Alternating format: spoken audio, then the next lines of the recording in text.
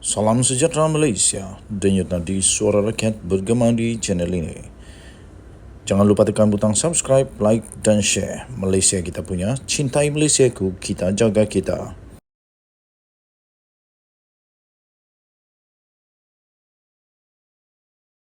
Salam sejahtera Malaysia, denyut nadi suara rakyat bergema di channel ini. Jika anda setuju, anda boleh komen, saya setuju. Hampir mustahil Tun Mahathir boleh jadi Perdana Menteri kali ketiga. Saya setuju. Yang ini saya sendiri menyatakan bahawa saya setuju bahawa Datuk Seri pula, bahawa Tun Mahathir Atok ni, dia dah 98 tahun ni, hampir mustahil Tun Mahathir boleh jadi Perdana Menteri untuk kali ketiganya. Saya amat setuju 1,200%. Veteran UMNO Sabah, iaitu Tan Sri Saleh Tun Said Keruak, membayangkan Tun Mahathir Mohamad boleh kembali sekali lagi sebagai Perdana Menteri jika tindakan politiknya tidak diperhati serta diawasi. Ini dia punya pendapat lah. Tapi saya setuju dengan tajuk daripada sabudinhusin.com ini, bahawa hampir mustahil untuk Mahathir jadi Perdana Menteri sekali lagi. Macam mana dia boleh jadi Perdana Menteri sekali lagi kalau sudah terlalu tua lah untuk jadi Perdana Menteri? Macam mana dia nak ambil tahu tentang rakyat kalau dia kena fokus dengan kesihatan dia lah sekarang? Berikutan keputusan 4 negeri takbiran PAS melantik bekas Perdana Menteri 2 kali itu sebagai penasihat tidak rasmi mereka. Saleh seterusnya melihat Tun Mahathir sekarang ini adalah ketua de facto blok pembangkang PN. Alamak, kesian Hamzah Zainuddin. Hamzah Zainuddin kan ketua blok pembangkang. Kenapa perlu Mahathir juga? Tak baguskah Hamzah Zainuddin sampai perlu ketua de facto yang baru iaitu Mahathir? Kenapa tak baguskah Muhyiddin sampai perlu Mahathir? Tak baguskah yang lain-lain juga? Pening juga. Okey, tapi saya setuju dengan tajuk itu, hampir mustahil lah. Dalam arena politik katanya cita-cita tiada terhad dengan umur. Dengan tiada had dan umur pula bukan menjadi penghalang. Oleh itu jangan memandang rendah kehendak orang tua, katanya lagi. Bukan tentang umur dan tiada had, tapi tentang usia atau tentang badan, fizikal, dan tentang realiti. Realitinya ialah Mahathir sudah ditolak oleh rakyat. Parti Pejuang langsung tak ada menang, dapat deposit pun tidak. Mahathir malah dikubu Kuat Mahathir sendiri. Dia ditolak mentah-mentah oleh rakyat. Sampai Mahathir tiba-tiba mengeluarkan pula, kononnya ada unsur rasuah menyebabkan dia kalah di Parlimen Langkawi. Nah, jadi kenapa mau Perdana Menteri yang rakyat tak sokong, yang rakyat tak mau? Secara mudah difahami, Saleh dalam hal ini sebenarnya ingin memberi peringatan sebenarnya kepada Datuk Seri Anwar Ibrahim, PH dan UMNO agar sentiasa berjaga-jaga. Persoalan asas ialah bolehkah Tun Mahathir jadi Perdana Menteri sekali lagi? Pendapat saya secara peribadi tidak. Mustahil. Hampir mustahil. Walaupun tiada perkara yang mustahil di dunia ini, tetapi dari segi kemunasabahan dan hukum akal, terlalu sukar untuk Tun Mahathir mampu kembali ke puncak kuasa. Pertama, beliau kini bukanlah ahli parlimen, dan ini setidak-tidaknya sehingga PRU 16 akan datang, yang dijangka diadakan pada tahun 2027. Sudah tertutup jalan buatnya untuk menjadi Perdana Menteri. Kalau dia nak tunggu sampai 2027, umur dia sudah 102 tahun. Dia masih ada kah waktu tu? Masih sihat kah? Otak dia masih berjalan kah? Susah nak tahu.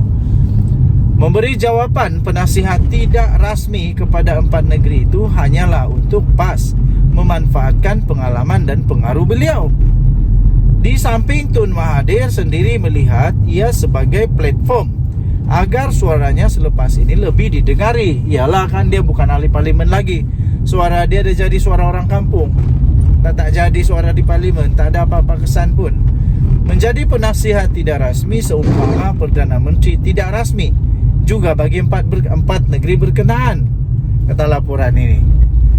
Yang mungkin berlaku dengan kedudukan tersebut ialah pengikut dan penyokong Tun Mahathir barangkali lebih dulu terbuka peluang untuk berniaga atau mengemukakan apa-apa proposal kepada empat negeri ini sebagai tempat untuk peluang mencari rezeki.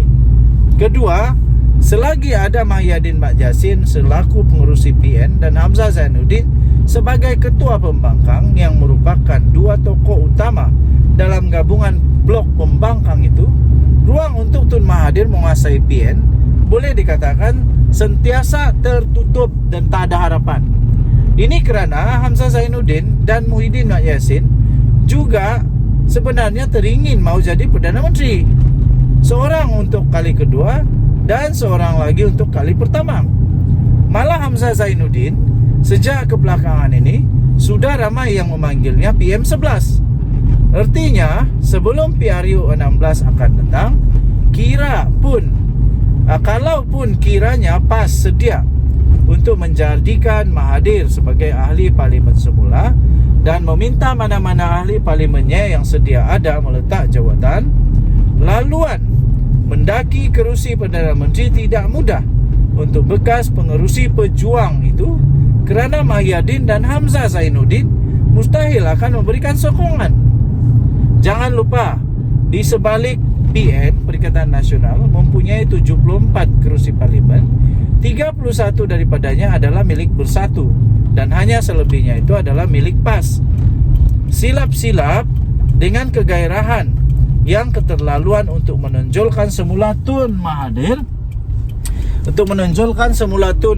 itu hanya akan menyebabkan PN sendiri berpecah dengan sendiri otomatiknya.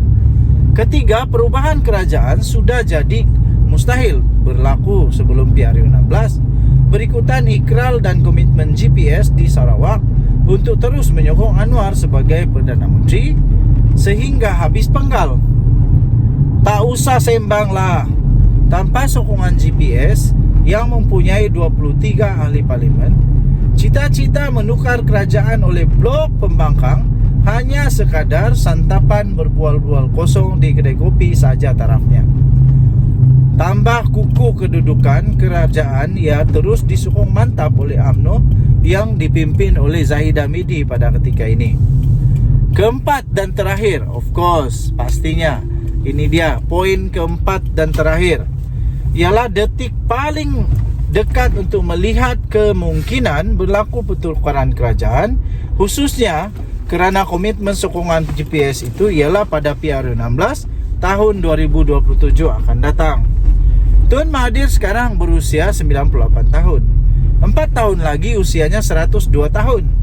Memanglah tidak mustahil untuk Mahathir masih ada dan masih hidup pada tahun 2027 itu.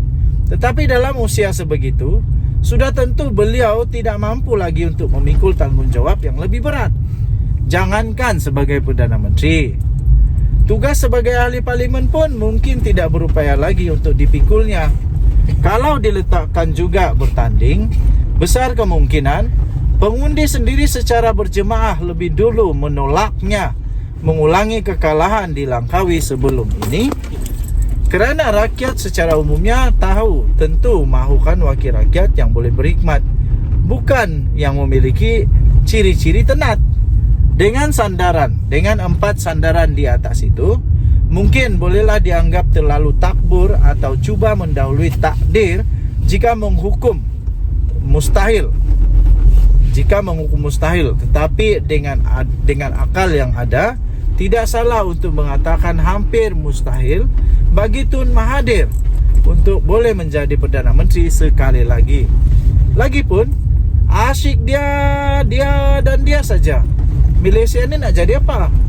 Kata Sabuddin Hussein, 19 September 2023, diterbitkan di sabuddin.com.net. Denyut Nadi Suara Rakyat bergema di channel ini. Jangan lupa tekan butang subscribe, like dan share. Malaysia kita punya, cintai Malaysia aku, kita jaga kita. Kita jumpa lagi, bye bye.